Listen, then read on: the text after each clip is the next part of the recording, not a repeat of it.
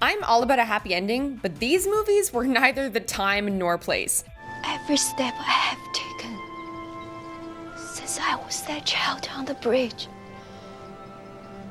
has been to bring myself closer to you. Hey guys, it's Phoebe. Welcome to Watch Mojo. Today we're counting down our picks for the top 10 movies ruined by happy endings. Happy birthday, Nikki. Before we begin, we publish new content every day, so be sure to subscribe to our channel and ring the bell to get notified about our latest videos. We're looking at movies that pulled a happy ending out of virtually nowhere and actually ended up hurting the movie in question. Spoilers ahead. Let's take a look. I'd kiss you again. Again? Number 10, The Adjustment Bureau. This 2011 sci-fi thriller stars Matt Damon as a US congressman who discovers the shadowy organization of the film's title. What the hell are you doing? Grab him. This group is dedicated to upholding what they call the Plan, a system that ensures the life of every human is planned out, essentially robbing the people of free will and self-determination. Whatever happened to free will? We actually tried free will before. After taking you from hunting and gathering to the height of the Roman Empire, we stepped back to see how you do on your own. Obviously, the intrepid Damon fights back upon discovering this, going on the run with his ladylove, who the Plan says he shouldn't be with. Finally cornered by agents of the Bureau, the two share one last passionate kiss before the Bureau's representative suddenly tells him they're off the hook. It turns out that the Bureau was touched by their dedication to one another, and they're free to go. Just like that. Now what? Now. You can take the stairs. Number 9. Memoirs of a Geisha. Despite appearances, life as a geisha, a Japanese courtesan, is anything but glamorous. I shall destroy you.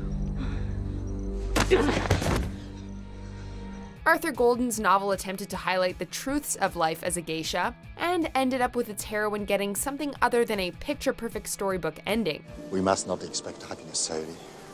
It is not something we deserve. When life goes well, it's a sudden gift. It cannot last forever. In the novel and film, protagonist Shio falls for a chairman, but the two end rather differently. In the novel, she moves to New York and opens a tea house, severing her ties to her former life. The film version instead has her and the chairman walk off hand in hand, a much more picturesque ending that presents her romantic fulfillment as being the ultimate happy ending. Instead of independence and self-determination, we know which one we'd pick.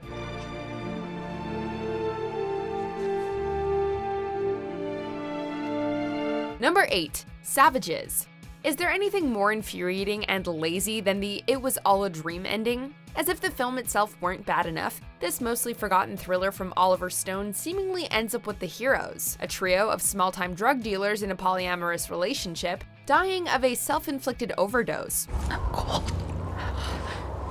As an intense firefight rages around them, the trio seemingly slip into oblivion. Except, psych, turns out that it was all just a nightmare one of them was having, and the trio instead helped the DEA arrest the real villains before retiring to a tropical paradise. What really happened was more of a up than a shootout. It feels like something added after the fact in reshoots when test audiences complained about the downer of an original ending. For now, we live like savages.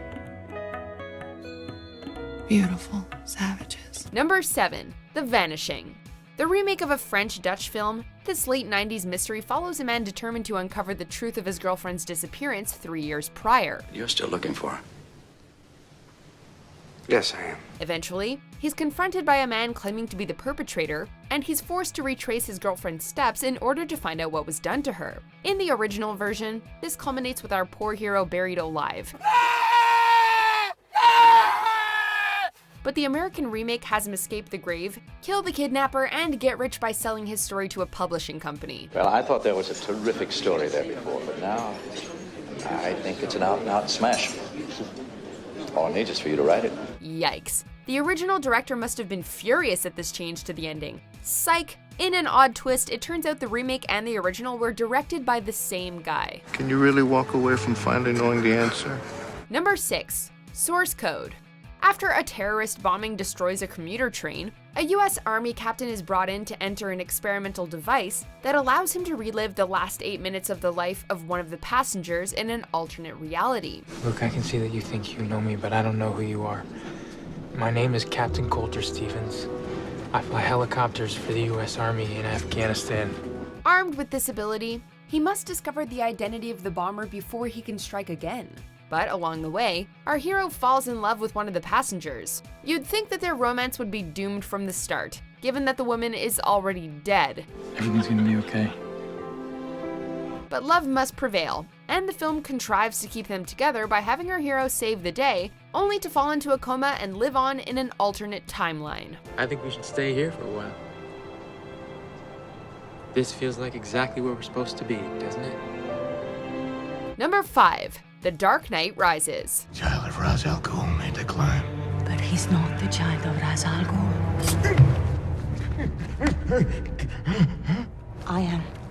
This entry caused much debate in the WatchMojo offices, but managed to make it onto the list despite dissenting voices. Christopher Nolan's gritty reboot of the Batman mythos seemingly ended with the caped crusader making the ultimate sacrifice to save Gotham.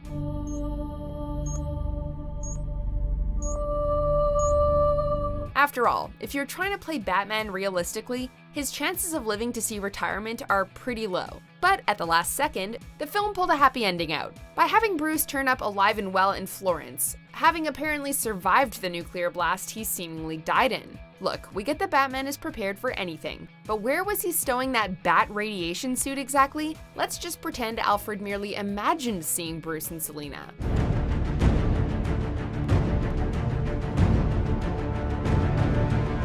Number 4. Minority Report. A tight sci-fi thriller from Steven Spielberg himself and starring Tom Cruise, this flick had a lot going for it. The fact that you prevented it from happening doesn't change the fact that it was going to happen. You ever get any false positives? Someone intends to kill his boss or his wife, but they never go through with it. Following a police officer in an experimental unit that combats crime before it happens, thanks to a trio of people with precognition, our hero must go on the run when the precogs implicate him in an upcoming murder. The film seemingly ends with him being caught and imprisoned, even after discovering that it was all an elaborate frame-up. Don't do it. Hey, don't do this. John, don't run. You don't have to chase me. But after what many mistook for the final shot of the movie, his ex-wife saves him, and the two uncover the true culprit, the director of the program that predicts crime thanks to the precogs. I have a choice. And I made it. Forgive me, John. Forgive me. Number 3. World War Z. The problem with most people is that they don't believe something can happen until it already has. It's not stupidity or weakness. It's just human nature. When a plague of zombies begins to overtake the world, Brad Pitt finds himself caught right up in the middle of the ensuing pandemic. Loosely adapted from the novel of the same name, the film underwent a number of rewrites during production, the biggest of which completely rewrote the film's third act, which had to be reshot. This definitely explains why the film suddenly goes from globe-trotting zombie epic to a series of shots of Pitt wandering down dimly lit corridors in a World Health Organization building. Sure you want to do this? Of course I'm not. Let's go. Good luck. The film also ends with Pitt discovering the cure, allowing him to save the world and enjoy a refreshing Pepsi in some blatant product placement.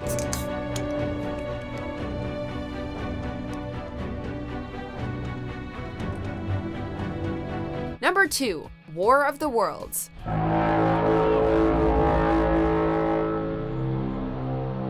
There's a right way and a wrong way to act during a devastating Martian invasion, and Tom Cruise's son in the 2005 War of the Worlds remake does basically everything wrong. You're safe in your space. Nothing can happen to you in your space. Okay? I'm gonna go to the front seat. I'm gonna talk to Dad. I'll be like 2 feet away, okay? After Martians invade and begin devastating humanity, Justin Chatwin's Robbie develops a burning need to help fight back, despite his lack of any kind of combat training. Robbie, stay together. Robbie! Get back here! This comes to a head when Robbie runs headlong into a pitched battle between Martian tripods and the army.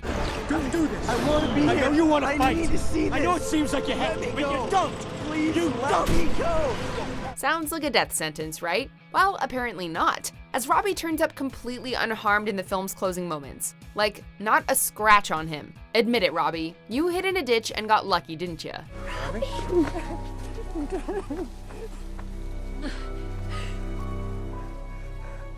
Number 1. The Game. The ultimate in just kidding endings, this thriller from the otherwise terrific David Fincher follows a wealthy banker who is seemingly rejected for a mysterious high-stakes game enjoyed by other wealthy elites.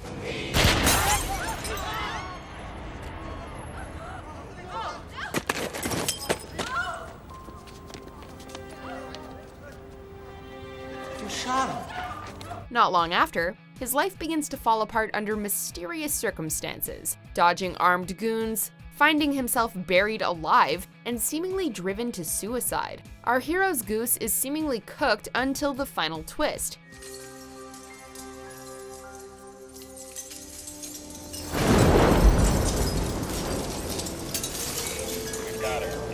As it turns out, he wasn't rejected for the game after all, and all the events of the film have been an elaborate hoax. Are we sure there wasn't a way to do that that didn't involve driving him to attempt suicide? What is this? It's your birthday present. Way to ruin a good movie with a good ending. So what did you guys think of our list? Which movies do you think were ruined by happy endings? Let us know in the comments below and check out these videos.